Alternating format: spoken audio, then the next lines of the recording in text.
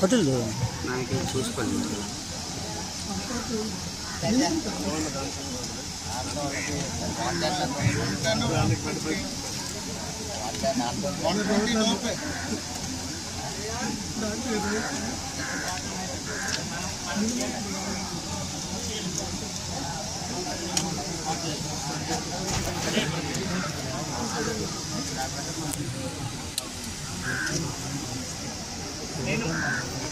కృషి వలుడు ఇంటింతై ఒటుడింతై అన్న చందంగా నేటి యువతరానికి ఒక నాంది పలకాలి.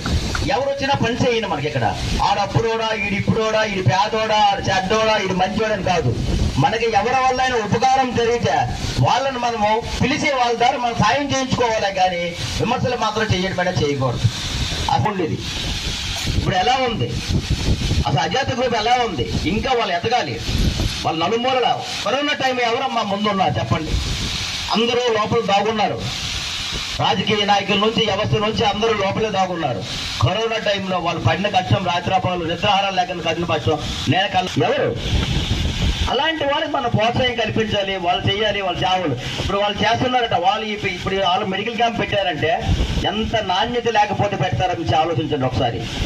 మన ఊరు బాగుండాలి, మన ఊరు ప్రజలందరూ బాగుండాలి. ఒక తపనతో మంచిగా ఇక్కడ మెడికల్ క్యాంప్ పెడుతున్నారు. అందరూ వినియోగం చేసుకోండి. అది తక్కువ టైంలో మీకు కూడా ఏ విధమైన సాయం మెడికల్గా కావాలంటే మన శాలరీ డొనేషన్ ఉంది కాబట్టి దానిలో మెడికల్గా ఎవరైనా ఉంటే అజాద్ గ్రూప్ చెప్తే వాళ్ళు కూడా నాకు చెప్తారు. వాళ్ళని రాసి పెడతాను తెలియజేస్తారు. ఈ మాటలు మాట్లాడిన తర్వాత నాకు నోటి నుంచి మాటలు రావట్లేదు. చాలా ఆనందంగా ఉంది. అదే క్షణంలో భయం కూడా వేస్తుంది. కార్యక్రమాలని ఇంకెంతో బాధ్యతగా చేయాలనేటటువంటి ఆలోచన మాలో ఇప్పుడిప్పుడే మొదలైంది. చేస్తాం సార్. మావిడే వస్తున్నాడు, మావిడే వస్తున్నాడు అంటుంది. ఆడికి ఏం పోయికలం చూడండి. అంటే ఇది పోయికెళ్ళాలన్నమాట ఇవన్నీ. అంటే ముందుకు ఏం రాసిందో ఎవరికి ఏం చెప్పలేము. తాతల్లాంటి నీతులు తిన్నామంటే అవుతుందా పెద్దలు చెప్పండి? నేను ఒక పేద కుటుంబంలో పుట్టాను, ఒక వ్యవసాయ కూలీలో పుట్టాను. మనలాంటి కుటుంబం నుంచి రాత్రిపగలు మా అమ్మ నాన్న కష్టపడి మా నాన్న కావుడు మోసి నన్ను మీరందరూ ఆలోచించి ఈ అవకాశాన్ని మనం అందరం వినియోగించుకొని నేను అజాద్ గ్రూప్ ఒక విషయం చెప్తున్నా.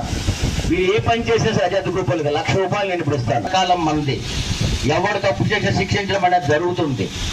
అది మీరందరూ గ్రహించాలి. నేను ఒకటి చెప్తున్నాను మీకు, ఇప్పుడే మళ్ళీ చెప్తున్నాను.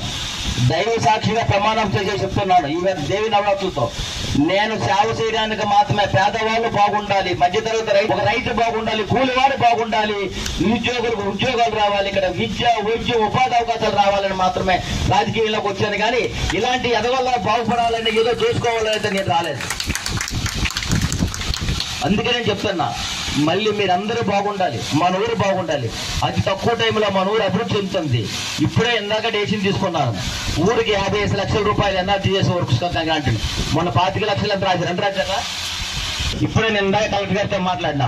మరో 25 లక్షలు 55 లక్షలు ఊరికి. ఈ 4 ఊళ్ళో 50 లక్షలు. అదే కాదు, ఇది డబుల్ రోడ్డుకి డబుల్ రోడ్డు ఎస్టిమేషన్ కూడా 44 కోట్లు అయింది. ఎక్కడి నుంచి? మన దగ్గర నుంచి. మన రోడ్డు కూడా మారుతుంది. ఈ రోడ్డు మొత్తం లైట్లన్నీ మారుతున్నాయి. ఒక వ్యవస్థ ఉంటుందన్న నిరూపణ మాత్రం జరుగుతుంది. మీ అందరూ స్థాయి సంపర్కాలు చేయాలని కోరుకుంటూ, కానీ మన ఊరు రావడం అనేది జరిగింది.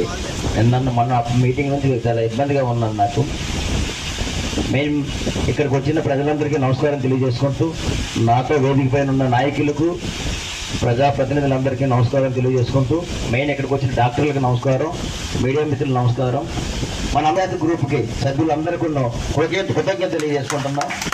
ఎందుకంటే వాళ్ళ ఆదర్శం చాలామంది యువతకు ఆదర్శం, పాతపట్నం నియోజకవర్గ ప్రజలకు ఆదర్శం, శ్రీకాకుళం జిల్లా ప్రజలకు ఆదర్శం, రాష్ట్రం నలుగురు దిశలా అలుపెరగనే సేవా కార్యక్రమాలు చేసిన వీళ్ళందరూ మనకు ఆదర్శం. కాబట్టి వీళ్ళందరికీ మన అందరి తరఫున కృతజ్ఞత తెలియజేసుకుంటున్నాం.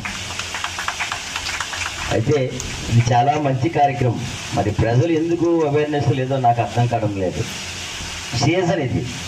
ఈ సీజన్లో కూడా నువ్వు హెల్త్ బాగోలేదు. ఇప్పుడు నేనే ఎంప్లాయీ స్థాయిలో ఉన్నవాళ్ళు మ్యారేజ్కి వెళ్ళేటప్పుడు ఎవరో మీరు కట్నం తీసుకోవచ్చురా, కట్నం ఇంకో రిక్వెస్ట్ కూడా మన 4 పేజర్ బాక్స్ ఒకటి లేదు.